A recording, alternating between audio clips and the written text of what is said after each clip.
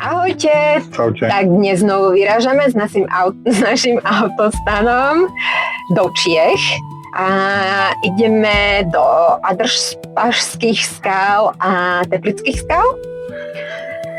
Ideme o deň neskôr kvôli tomu, že včera tam bola výstraha na búrky a silné prívalové dažde, takže o deň sme si to museli skrátiť, ale dúfam, že tam bude pekné počasie. Tešíme sa, čaute.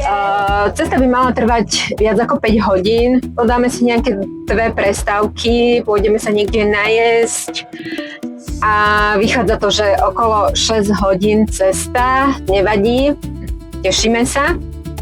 No a pobalení sme krásne, zase raz, všetko. Plný kufor a zadné sedadlá. Hej, všetko sme zobrali, uvidíme, že pre istotu.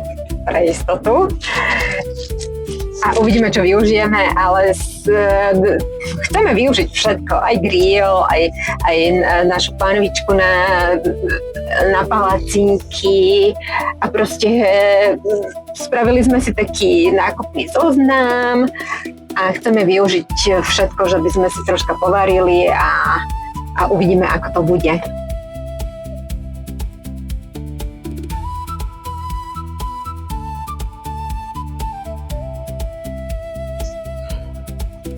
Cesta nám príjemne ubieha.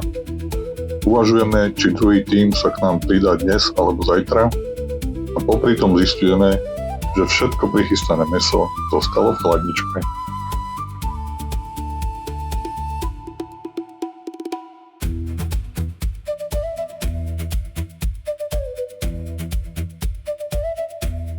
Chceli by sme vám povedať pár rád, ktoré sme si vyskúšali na vlastnej koži v kempoch v Čechách. Čiže vo väčšine kempov treba platiť cash, a to českými korunami. Niekde možno berú aj eura, ale väčšinou sú to teda české koruny. Takže odporúčame vždy si vybrať nejakú hotovosť, lebo boli sme v jednom kempe a aj bufet bol len v českých korunách a len v hotovosti, čiže ani jedno pivo sme si nemohli dať.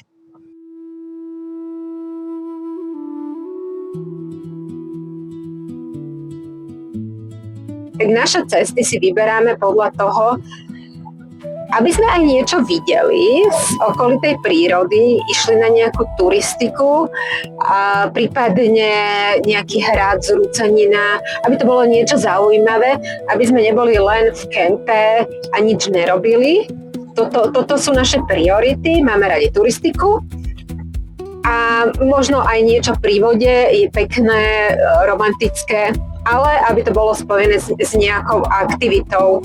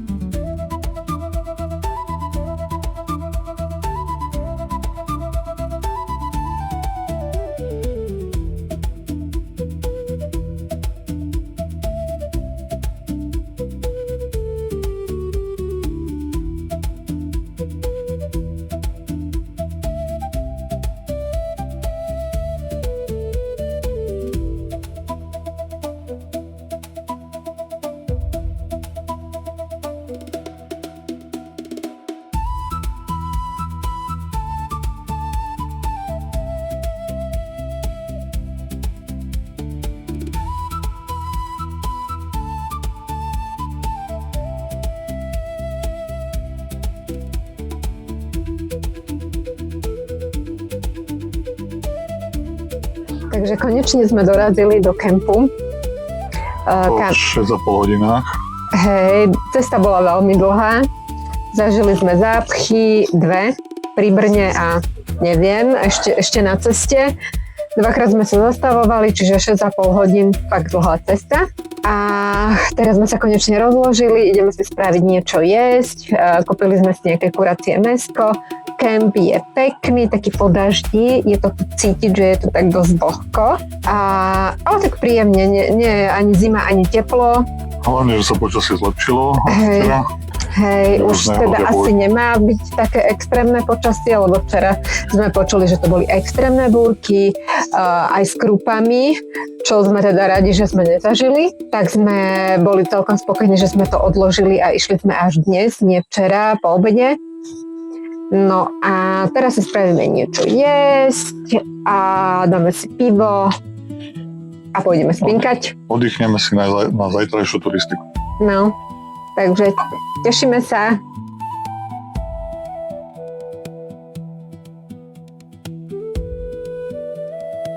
Takže toto milujem. Toto je paráda, to je totálna sloboda. Toto kempovanie. Ako je to úžasné. Akože všetko mi teraz vyplo z hlavy, jak som mala, jak sa mi snívali sny. Nová robota, stará robota, všetko sa mi to mixuje. Teraz nič. Teraz mám len tu a teraz, že si robíme toto mesko a sedíme tu a je to nádhera. Ja to nechápem, že to je ten pocit tej slobody a toho akože kvázi psychického vypnutia, že to akože nemáš doma, nemáš to ani keď ideš na prechádzku, proste nemáš to. Máš to, keď ideš takto, že preč a proste spíš niekde úplne inde. Ani v hoteli to nemáš, lebo je tam niečo stále obmedzujúce. Ale toto je také, že fakt, že brutál sloboda. Za mňa toto je ako na jedničku. My keď sme začali teraz kempovať po 50, tak je to pre nás úplne že niečo nové. Nikdy sme to neskúšali a zistujeme, že je to wow, je to super. Môžeme si povedať, o čo sme prišli, ale stále máme šancu to dobehnúť, lebo stále máme šancu chodiť tam, onam a teraz, keď máme tento stan na auto, akože nie je problém. Tam sa v pohode človek vyspí, mekučké madrace, takže nemyslím si, že sme o niečo prišli. Skôr, že sme proste niečo našli a teraz to máme a užívame si to a je to fantastické.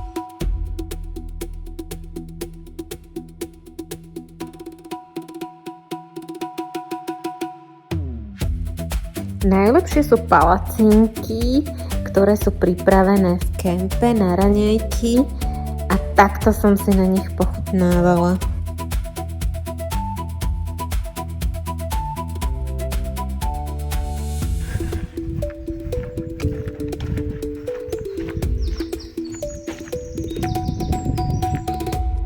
Lístky do Adršpašských skál aj Teplických skál sme si kúpili online dopredu. Do Adršpašských skál sa kupujú lístky presne na čas, na časový slot. My sme si kúpili vstup o 10:00, ale je tam 1 hodina na to, aby ste mohli prísť. A na Teplické skály tam sa kupuje lístok 7 dní pred. Čiže 7 dní sa dá využiť ten lístok. Nie je to presne na deň, ani na čas. A teda vybrali sme sa cez vstup, ako sa vstupuje do Teplických skál. Zistili sme, že vlastne na vstupenku do Adršpašských skál sa tam nedostaneme.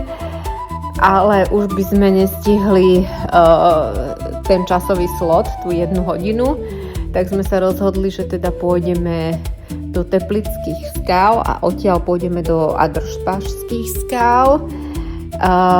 Je to všetko označené, tie cesty sú označené značkami, že vstupujete do priestoru s platným lístkom alebo respektíve plateného priestoru, že môžete byť vyzvaní a niekto, respektíve nejaký kontrolór vám môže skontrolovať lístky.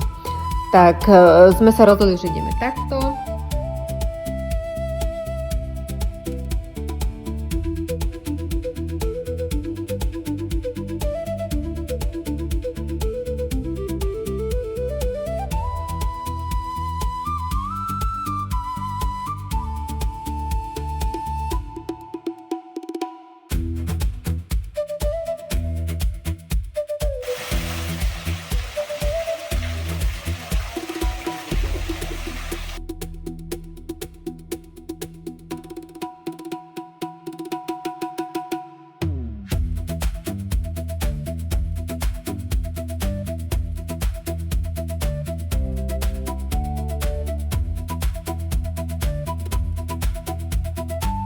Čo sa týka náročnosti, tak z tých teplických skál, ako sme išli do Adršpašských skál, museli sme prejsť ako náročnými chodníkmi, čo sa týka rebríkov. Všade boli rebríky a dosť úzke cestičky.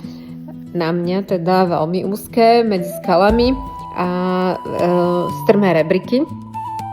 Na to, že bolo veľmi teplo, tak bolo to dosť náročné, fyzicky náročné.